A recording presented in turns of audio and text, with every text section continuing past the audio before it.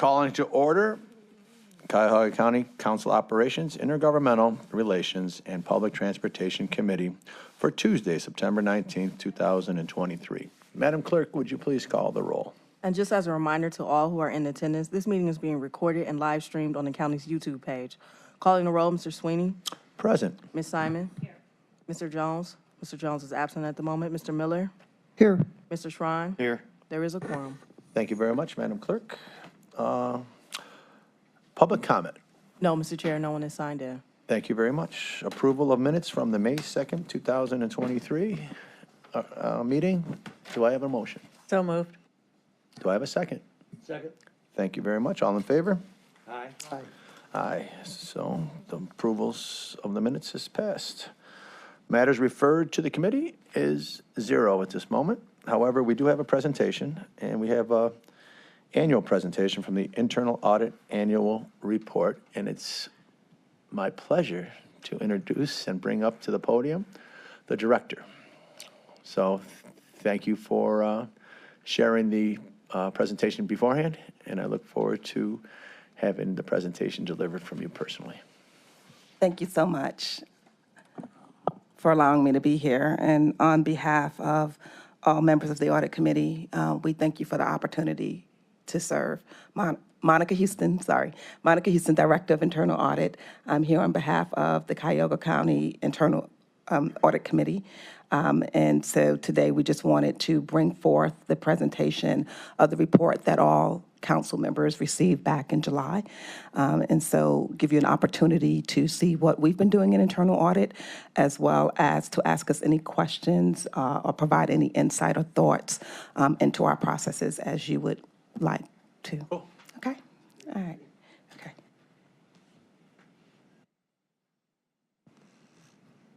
Oh, let's see. Just the green. Okay.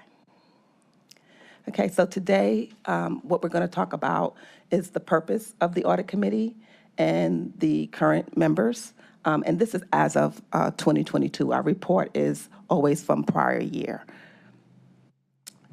The evolution of the committee's performance, the evaluation of the committee's performance in 2022, as well as the Department of Internal Audit's highlights for 2022. Continuing monitoring process, I'm going to go over that process with you. I've shared it before, but I think it's worth going over again because it's working so well for us. And then the Department of Internal Audit's performance statistics. So the audit committee. So as you know, the Cuyahoga County Charter established the audit committee back in 2010, the purpose of which is to play a key role in fulfilling the county's governance responsibilities throughout all of its components related to accounting and financial reporting practices, as well as internal and external audit functions, and the county's overall control environment. What we try to do is we serve the county in a way in which we are objective and independent, and hopefully provide the assurance to key critical stakeholders, yourself, the taxpayers, anyone, the external auditors sometimes rely upon our work. So we try to play that role of being objective and independent and providing assurance in the areas in which we see that there's risk. Yeah, I just want one question, if you don't mind. Sorry sure. You said the charter created the audit committee. Yes. Did the function prior to the new form of government? Was it the auditor's office that was a standalone? You know, I am not sure. I think that it was, I do know that the audit committee and the internal audit department were created at that time. So I think curious, underneath the old form of government, it was as it was with other counties where you probably had the audit underneath the true county auditor's position. I'll do some research. I just thought you might know it off the top. I'm not sure of that. Yeah, okay. So the audit committee members, so there are typically 4 what we call independent audit committee members that are appointed by the executive and confirmed by the council. For 2022, those independent members were Michael Buzerall, Keith Libman, Yvette Itu, and Salvatore Tallarico. Also serving in a capacity of permanency is the council president, which is currently Pernell Jones and was 20 and 22 as well. However, he delegates his responsibilities to Trevor McAleer, who performs that function on an ongoing basis for the council representation. Additionally, we have members that serve in a non-voting ex officio manner, and that would be Michael Chambers as the fiscal officer, and also for 2022, it was Armin Budish as the county executive. In 2022, we were at full staffing for 11 months on the committee. However, Yvette Itu tendered her resignation early in December, and that left an open position that has since been filled. Questions? Who filled it? Meltrice Sharp filled it, and Meltrice actually is in the audience, so I'd like to recognize her. I would love to see what she looks like. Hello. Thanks for waving. Welcome aboard. And we are pleased to have her. And we thank all of our audit committee members for serving. So audit committee requirements, there are certain requirements that by the county code, by the county charter, the audit committee is required to fulfill certain tasks or functions. And so in the report we gave you, we gave a detailed listing of the compliance. I'm pleased to report that the audit committee complied 18 items of full compliance relative to the charter, and the charter is what the audit committee establishes to help them carry out their responsibilities. And then for the actual Cuyahoga County Charter, which was voted upon by the taxpayers, there are 2 items in which they were also in full compliance. The details of which are identified in the report that went out. Do you have any questions? Would you like me to go into the details? Okay. All righty, wonderful. So we'll move on to the audit process. So the audit process is one in which we take pride in as internal auditors. As internal audit, I like to be very collaborative in my approach. I think that it's not a you and an I, but a team effort. We are all responsible for ensuring that the taxpayers' money gets value, that it's used efficiently and effectively, and that we're doing the best jobs that we can in order to ensure taxpayer value.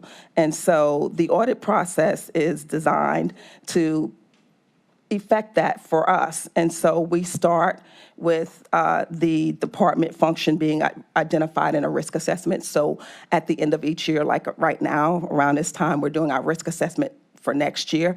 We do a risk assessment. We then have pre-audit meetings that we have once we have determined that let me back up for a minute. We do the risk assessment, then we determined by risk, high, moderate, low. The standards say that we should look at all high-risk areas, at least annually. We got to touch them in some way, shape, form, or fashion. And you also want to give adequate coverage to your moderate, but your full spectrum of risk, you want to cover at least every 3 to 5 years. But on an annual basis, the standards say we need to cover all high areas. So what we do is once we do the risk assessment, we then identify what areas are high, moderate, and low, and then we look at a number of factors, and I help along with my team. We do talk to the executive and try to get some input from some other stakeholders on things that should go into the audit plan, but then we present an audit plan to the audit committee and they approve that plan. Once that plan is approved, we then communicate that out to the management team so that they are aware of audits plan to come in and look at their areas and the various different capacities that we're going to be looking at it. We try to coordinate timing as best as we can to try to be as least interruptive of the departments as possible. And so once we determine that we're going to go in and audit a function, we then do a pre-audit meeting is conducted. We also do audit planning and field work. So our team is, at the beginning, we're looking back, we're making sure that the risks that we identified still exist. So is there any additional risk? Do we need to change our scope, modify our scope in some way? We then do our field work, where we go out and we do our work to validate or see if there's efficiency, effectiveness of controls, whatever the scope is or whatever the particular purpose of that audit is, we carry out that field work. Once we finish that field work, we are in constant communication throughout. We believe in a no surprise approach. So the first time you hear about an issue or finding shouldn't be at the time we're reporting it. All throughout the audit, we are communicating any issues, any concerns to those to ensure that we have all relevant facts available to us. And once we have identified that we have all relevant facts, and if there's indeed any control conditions, as we call them, identified, we then message those out in a written format to the management team, giving them an opportunity to provide us with feedback, input on an action plan. We then collaborate all of that, and we put that into an audit report. We draft it, and we send it to the auditee. We do a post-audit meeting is conducted with the auditee. We then do management responses, so we ask management to respond to any findings. We ask them to provide an action plan. We have a hierarchy to help them develop, to help them better utilize their resources. We prioritize our findings by high, moderate, low, so that they'll know, which ones they need to attack first, which ones are of most importance in terms of using their assets. We then send the report to the audit committee for review. So each report is reviewed by every member of our audit committee. They have the power to say, if they have questions, if they want to hold the report, if they have any concerns whatsoever, they ask us those questions, and trust me, they do ask questions. And once we provide them feedback and they're good with it, if they don't hold the report, we then issue the report. One of the key things that we have done in the past is we used to have what we call follow-up audits, but we have changed that process, and I'll go into that a little bit later. But after the report is issued, we have a process where we follow up on each of the findings to ensure that the action plan that management said that they were going to do, that they actually do it. And we try to help and ensure that that gets done in a timely manner, again, based upon the priority in which we see it is supposed to be done. We follow up periodically, like quarterly, on a quarterly basis, and then the cycle just really repeats itself. So we have a defined process in which we conduct our audits. This process is also measured up against our standards when we are looked at for review, which our last review was 2 years ago. So we'll be up for review again in 2025. So Breathe for a second. yes. Just one little question. Sure. When you said the management response to your findings, do they always respond? Do they hide sometimes? Do they give you a little bit? Do they give you everything? Just as a point, I don't have to go deep into it. It's a fair question. Well, honestly, since I've been here, they've been very open. Like I said, I try to do a collaborative approach. So relation is everything. Yeah. So open, how long you been here? 3 years, almost 4. Open and responsive and corrective is probably the path you would like to go, but Absolutely. have some been open and you have to go back again and again? They give you a little lip service instead of action? Actually, no. So we have benefited from a very, very great, commendable practice where we had a liaison that the executive had assigned to us, and she really helped the process through, where she would work to kind of ensure that things were being followed up timely. So we never got to see a lot of that pushback, if there was any. I'm just going to go with, not agree with that one a whole bunch. I think it's you Okay. and the way you conduct the office. I appreciate that. No nonsense, strong, independent. We want to make sure the Cuyahoga County residents and the taxpayers are word did you use? Semper Pro Populis. Validate or trust. Yeah, validate trust, yes. Yes. Do it right here. Yeah. Yes, you're the face of that, so I just wanted to. Yeah. Will you please yeah. continue and. Thank you. Yeah, our motto is Semper Pro Populis, which means if you are concerned about knowing where audit stands, it's always going to be on the side of the public. We are here to serve the public. So thank you for that.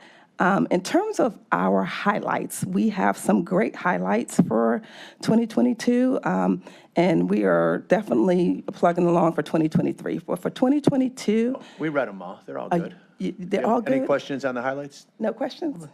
Okay, wonderful. You missed one highlight. What highlight was that? Where you put the sign on the door for us? Well, let me give you credit for that. Now people know where to find us. It was kind of funny. May I have a note of personal privilege? Sure. But I need 3 votes to get the personal privilege. I went to go visit her for the first time. And I went up, and I'm like, where's internal audit? And I asked 3 people. They didn't know. I called Dever, and Dever's like, it's up there, go around the corner. Not a sign. And through No sign. our Public Works Director, now there's a sign that they can There find. is. Internal audit. We now can find our way home. Oh, but I think that was It really was. I think it was good. Thank you. My team appreciated it because, we felt kind of a little out there. But it was kind of good, too, because then people didn't know where we were. So we have received some people coming to our doors knocking, right, Tom and Joe? Why don't you introduce your staff, too? I'm sorry. Oh, sure. I have a wonderful staff. So I have my audit manager, which is Joshua Alt here. Then I have 2 seniors, Jeremy Hayil, and then Tom Schneider. Welcome. Fabulous team. I really do appreciate the team that I have. I'm very grateful for my team and my staff. So highlights we're good with. So we can kind of move past them. The engagements that we have in process at December 31st, which we are currently finishing up Yeah. or have, is 5.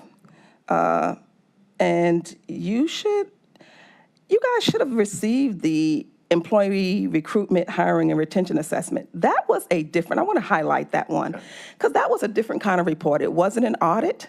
It was one in which we decided to do a best practices review to help the HR department to develop practices. This is a pain area for everyone right now, hiring people, good people, and retaining good people.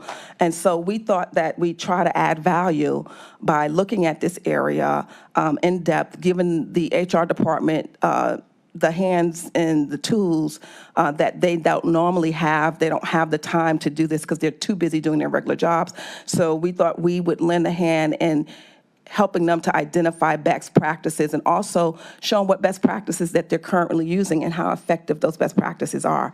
And so that was a different kind of audit for us, one that we typically will try to do in the future, not just always doing your standard traditional audit, but really trying to think outside the box and see where internal audit can best add value within the organization. So did you guys have any questions about that particular audit or any of them? Chairman Schron? Sure. So what gives you the expertise to be able to give them best practices in HR? So what you should Excellent have question. people on talent that have done HR work and have experienced it and gone through in not just oversight, but actually have done the function of HR. So tell me about what gives you the expertise to be able to do best practices? So, a very good question. So what gives us the expertise to do a lot of what we do is... Well, just stay with the one I asked, because that was the one you brought up. So. No, it's a perfectly good question. So first of all, my experience and background. So my experience and background is that I did consulting where I consulted on HR and various different functions in multi-level national organizations. For a number of years, I did consulting for about 10 years of my career. One thing about HR is that although it is a dynamic field, there are certain things that just never change. And best practices in terms of a lot of the HR areas are very stagnant. But how you do it. So the basis is always the same, but how you do it, the technology changes, right? And so I keep up to breast with a lot of different things. Anytime we have an audit that's on our program to do, I make sure that we have the appropriate in-house technical ability to do it. If we don't have that resonant knowledge of it, then I actually hire out, and that's the case with some of our IT work that we're doing. So I have IT understanding, knowledge base, but just enough to be dangerous. And so I will hire that out. But for HR practice and procedures, I have a good bit of experience. There are members of my team who also have a lot of experience in best practices and identifying best practices.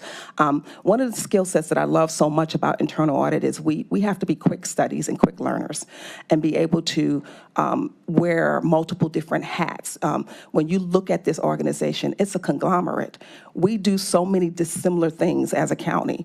And how does internal audit support all those things? Well, we have to have different people. We have an attorney on our staff. One of our members is actually has a law degree and is an attorney. We have several CPAs. We have CIAs. We have people who are CFEs, which is sort of certified fraud examiners.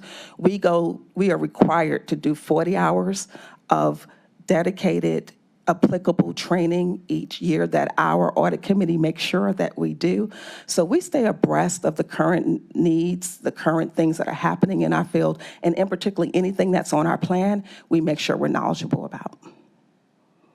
I guess I heard what you said, but I'll have to respectfully disagree, because HR is one of those areas, I believe, it's not a piece of information that stays in a continuous form.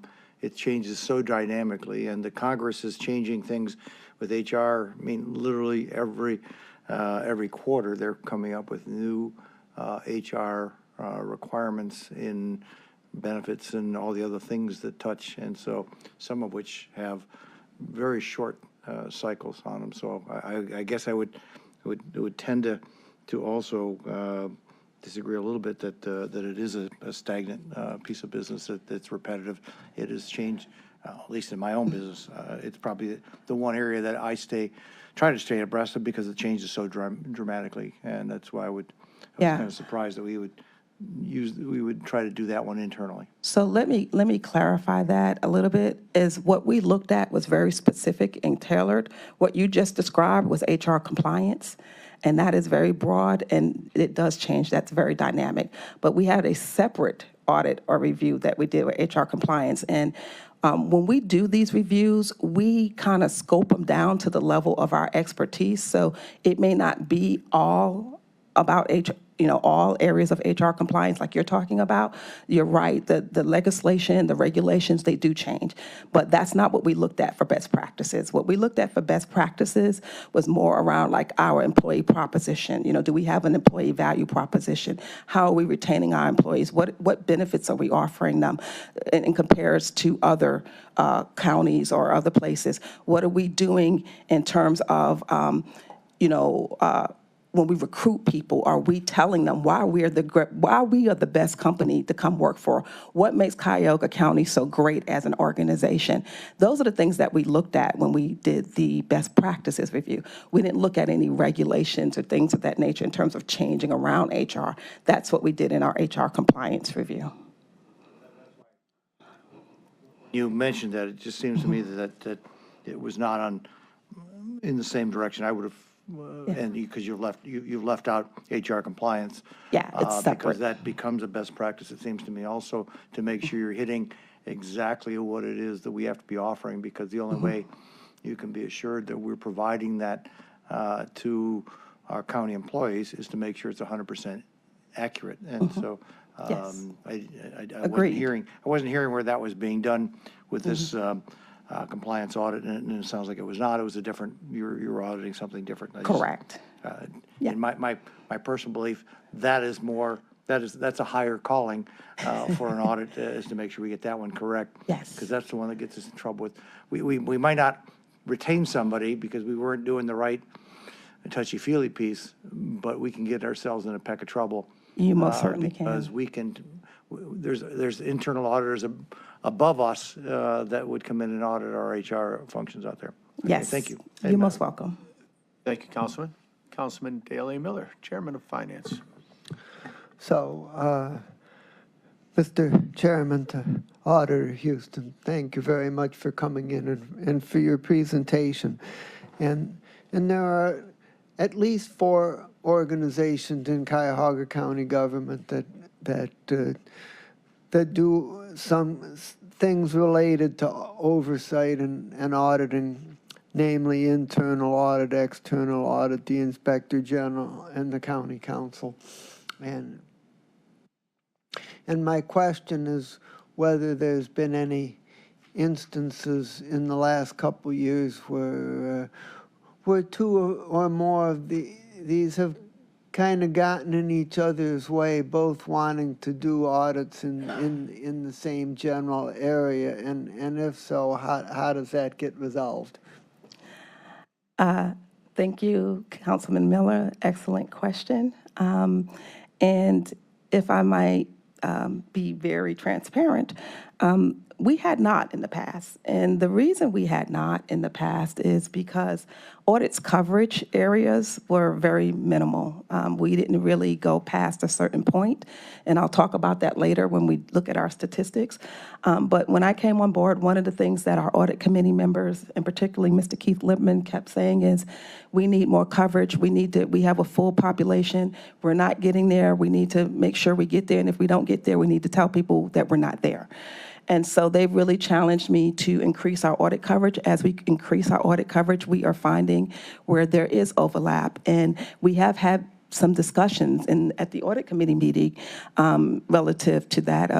And I'd just like to acknowledge Katie Gallagher, because she has brought that up recently in terms of overlap with the IG's office, overlap with the PRC, and then internal audit, and then also other governmental agencies, all auditing HR, and they're one group. And so how do we do this? So what I like to do, and how I like to explain this is that there are 3 levels that, we call it three levels of defense. It's really basic. The first level of defense for this organization is very simple. It's management. It's what management does on a daily basis. They are the first level. As internal audit, typically when we do our audits, we're looking at first level and to see whether management is doing what they should be doing to ensure that the risks are properly mitigated. When you have great monitoring organizations like the PRC or the IG's office, that's what we would normally consider to be the second level of defense. So in some respects, PRC performs at the first level, but in some respects, when they're doing their audits, they're performing at the second level. The same thing with the IG's office. When they're doing their ethics stuff, that's at the first level. They're the first level of defense for the organization. But when they're doing their investigations and their audits, they're at the second level of defense.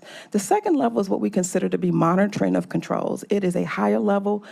If your organization has that, you are definitely a premier organization to be able to have that second level of defense. So when internal audit were to come and look at that, we would not go back to the first level. If there's a second level of defense there, we would go to the second level of defense saying, hey, what are you guys doing? We did that recently with the PRC, and to the extent that we were able to leverage the work that they did, we'd have to have the insight into what they do in order to leverage it. But to the extent that we were able to, we narrowed down the scope and we were able to rely upon their work. That's how internal audit does this. As it relates to the external auditors cannot be your control. And that's by nature of how the standards go. You don't want your external auditor coming and finding something. You don't want to rely on your internal auditor. But even from just a standards standpoint, you should not, and it's not by standards, it's not being in compliance with standards if you're relying on your external auditors to catch. First of all, what they do is a financial audit. So the operational, the strategic, and the compliance stuff you may not get. Now, I will say here in Ohio, the Auditor of State does at times do compliance type audits, like they looked at stuff for the COVID spend that was outside of the financial realm. They looked for compliance there. So they have these initiatives that they do periodically that may get at some compliance stuff or may get at, typically compliance is where but they have their other initiatives. So, but the Auditor of State is not something you want to rely upon as a stakeholder or an entity. So what we do with the Auditor of State is we coordinate. They come in, they ask us, they look at our work, they try to rely upon our work for certain things to the best that they can so that it limits the amount of work that they do. So that's the coordination there, where we work hand in hand with them. We feed up to them any points, pain points in terms of areas of risk that they may need to be aware of. And so we have that type of collaborative relationship with them where they rely upon us and our work to a certain extent as much as they can. So that's how we all kind of integrate and work together. I think there is room for us to do a little bit more as we define the roles a little bit better. But that's my perspective in terms of internal audit. When we're doing our audits, we're looking to leverage what is already there. If there is something there, if not, then we actually have to do it ourselves. Mr. Chairman,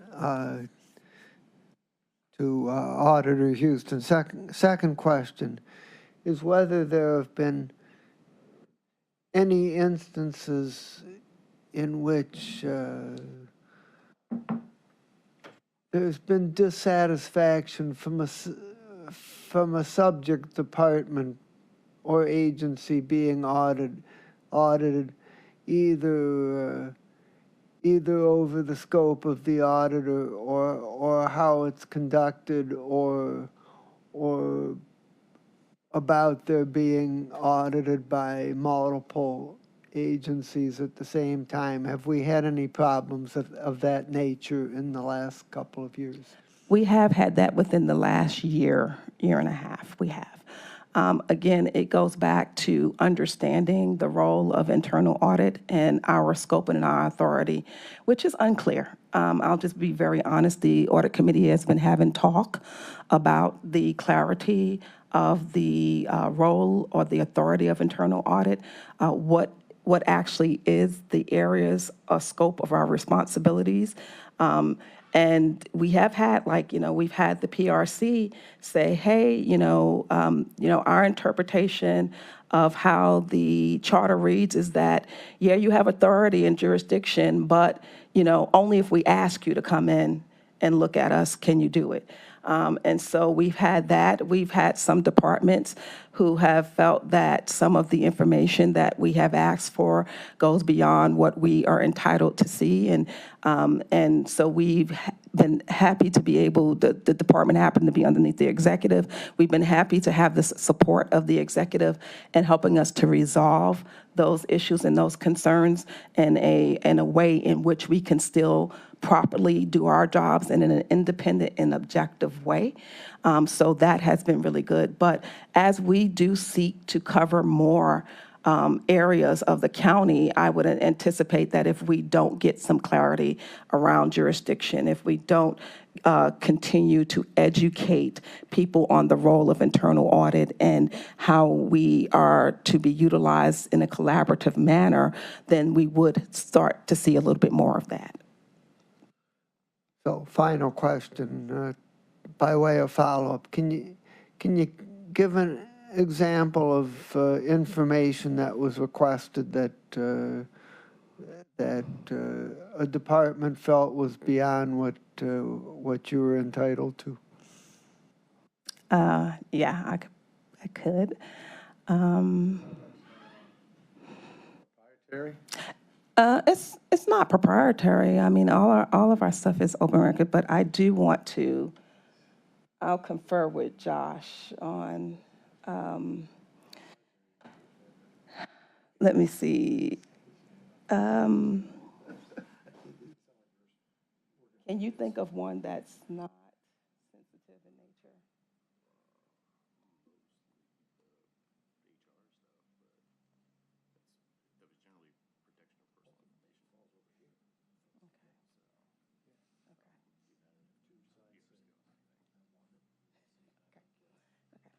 so both are very sensitive. So I will say this, again, I try to be very collaborative in nature, and this is, I think, a very sensitive area to some of my counterparts. So I don't want to misrepresent or mislead in any way. We did have, when we were doing What department? And then we can- HR. Huh? HR, HR. They had an HR. issue with HR, and if you want to go offline and get more details, you yeah. can do that if that's okay with you. Okay.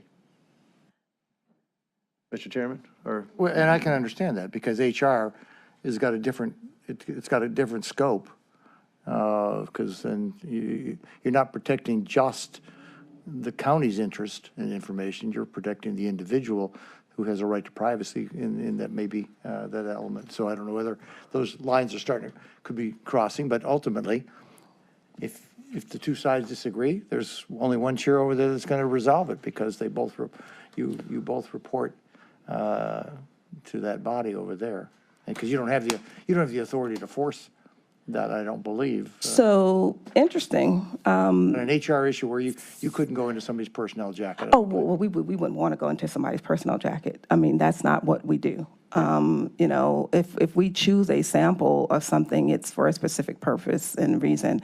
And so one of the things that the audit, that the charter for Cuyahoga County charges the director of internal audit with is following the standards of professional practice for the Institute of Internal Auditors.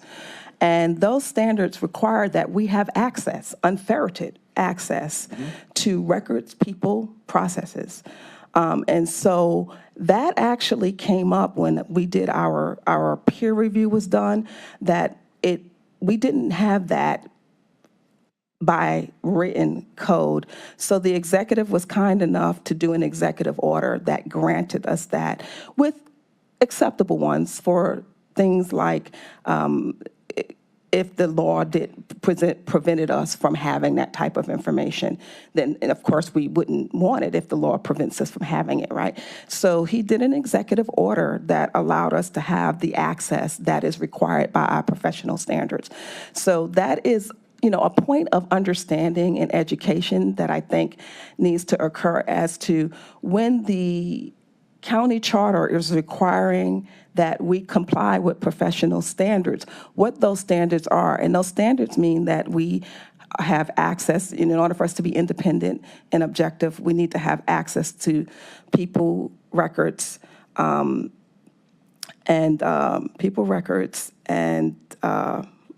one other thing, I can't think of that, but so we need to have appropriate access. And so to the extent that we have that access, then we're complying. But if not, then fundamentally we are not complying with the standards.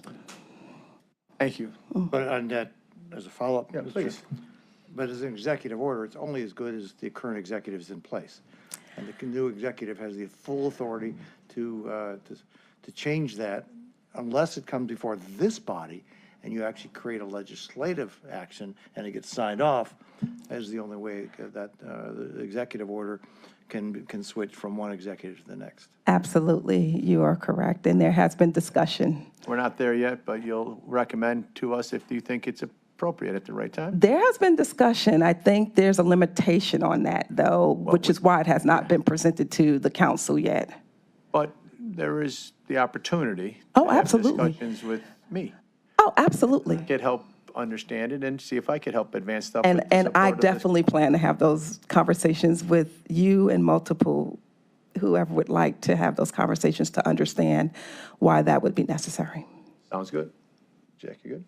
Well, yeah, the only, if we've gone through 12 years without it, is it necessary? It hasn't sounded like it's been a major problem that has to have corrective action if it can be dissolved at the lowest common denominator, which is, I'm always a fan of handling things at the non-confrontational level. Absolutely a fan of that. If it can be done, absolutely a fan of that, if it can be done. I love how he says he prefer non-confrontational, but if it's necessary, he'll be proficient in that as well, I imagine. We have a hard 4 o'clock, Okay. so let's try to, Yeah, we can wrap it up. no, we're not wrapping it up. We're going to be very laser focused. Laser focus, I like that. So laser focus, in terms of non-audit related highlights, our continuous audit follow-up process, which I have explained to you, has been working wonderfully. It helps us to do those touch points I talked about. So if an area is high risk, we don't necessarily have to audit it again. We can touch it through our follow-up process. We also performed our annual risk assessment. And then for other services, we do participate in the external financial audit, as well as identifying and advisement on emerging risk. So the continuous audit follow-up process I talked about, I presented this to you last time, but basically, the issue is identified. We work it through a tracking mechanism. We work with management to ensure that these are touched upon on every quarter, and we follow up continuously. So rather than just doing periodic follow-ups, we are continuously monitoring any issues and making sure that they are resolved timely. You get a copy of this on an annual basis, and the audit committee gets it semi-annually. Perfect. Okay? On this one, we read all these. If we have questions on them. Yep. The 2022, the green box, Yep. just explain, like, the percentage completion went from 90, some are good and some are bad? Or some are So improvements yes, and some need some attention? So let me explain the percentage of completion. That's the, based upon the audit plan that was approved, how many audits we actually got completed. And so for 2017, 2018, 2019, we were averaging around the 50s. Yeah. 2022, which was COVID, the year of COVID, we got 56%, which was great for the year of COVID. In 2021, we rocked it. We did 92%, which is really good.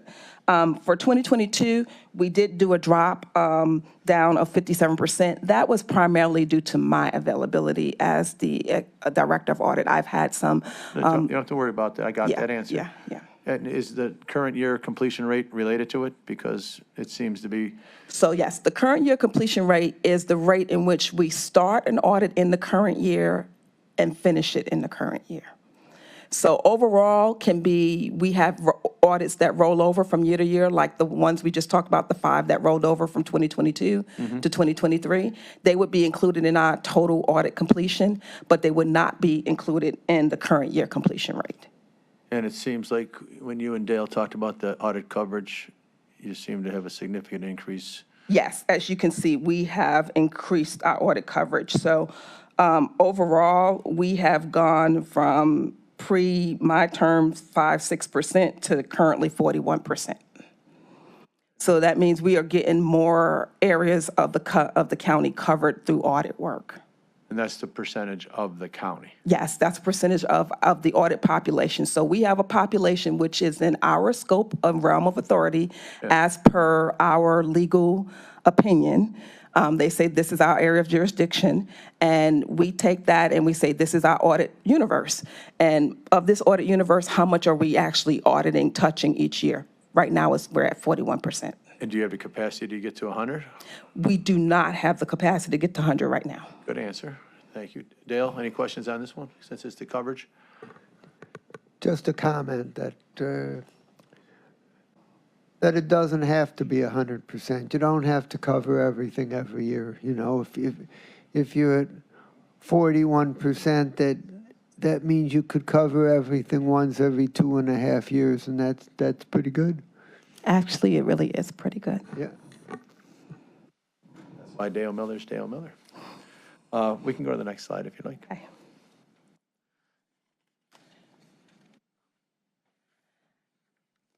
So these statistics are about the issue tracker, and this lovely thing is what helps us to get more touch points throughout the year, where we're actually looking at individual issues and follow-ups.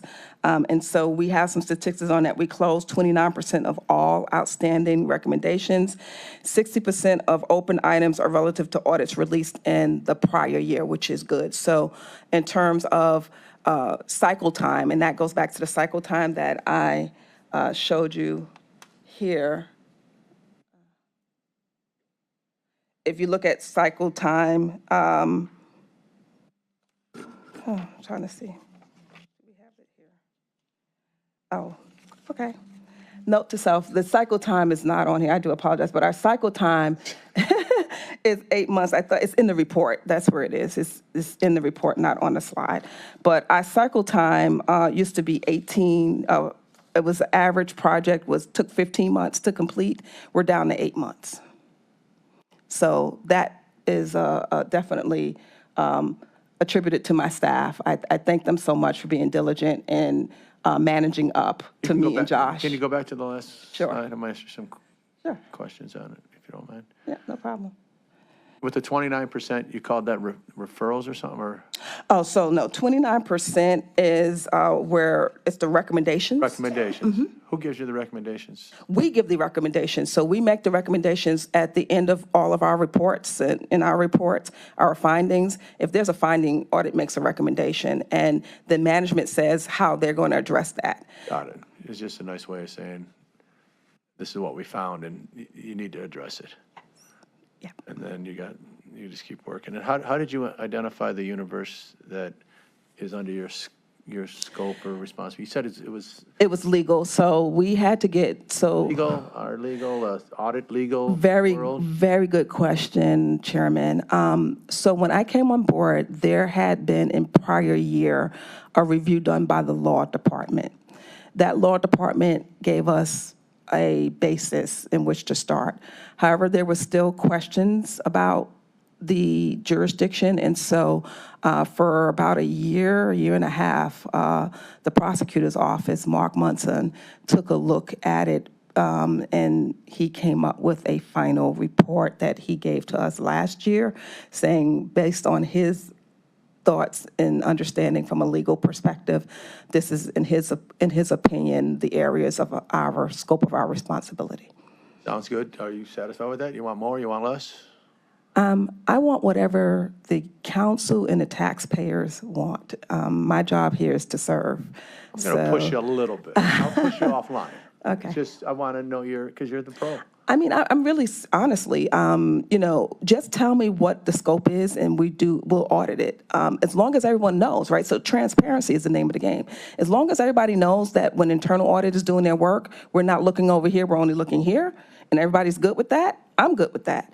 If you want us to look over here and we're not looking over here, then I'm not good with that. And I'm just thinking that we are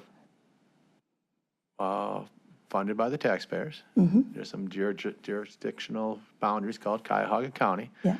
And our government touches every bit of it. Yeah.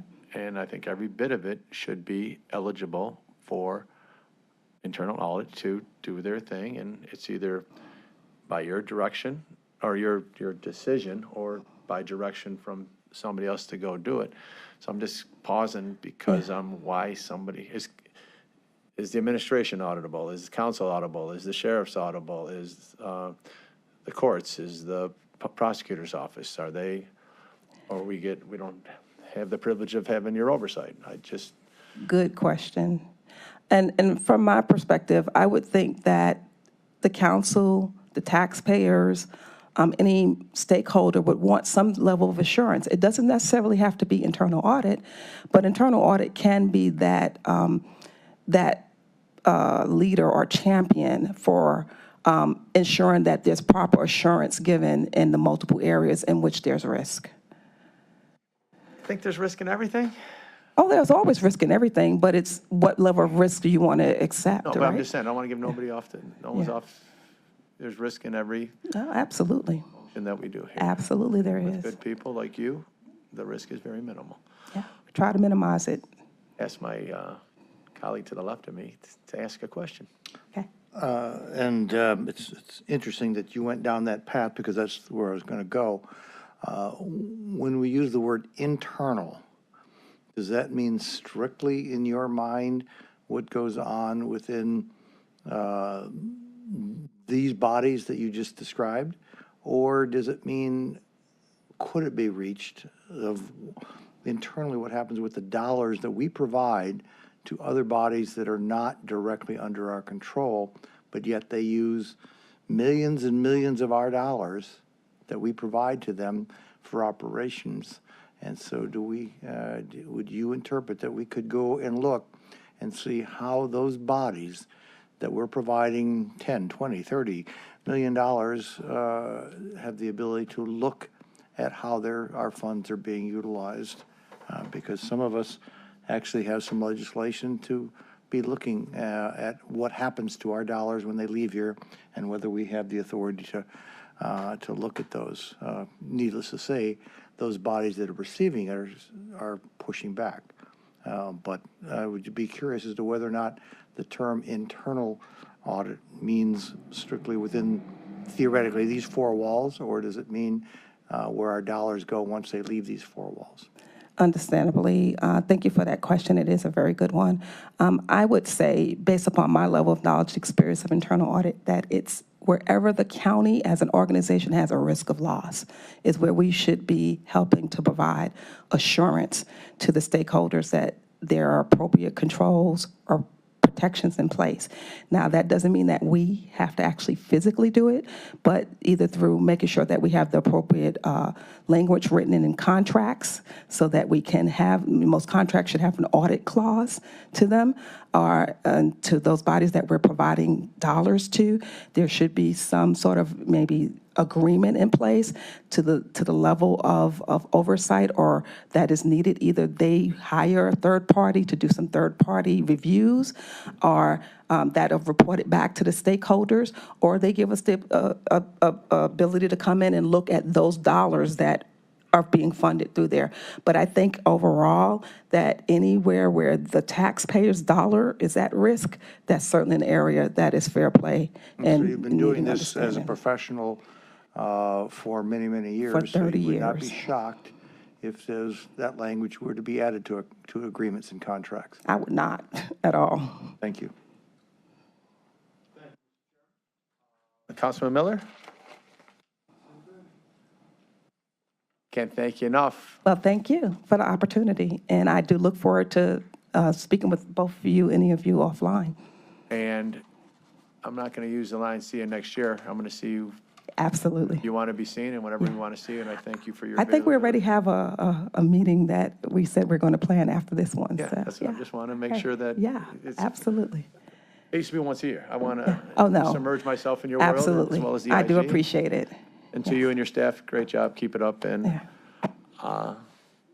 goodbye. All right, thank you. Appreciate it. Any miscellaneous? To my colleagues, thanks for putting up with me and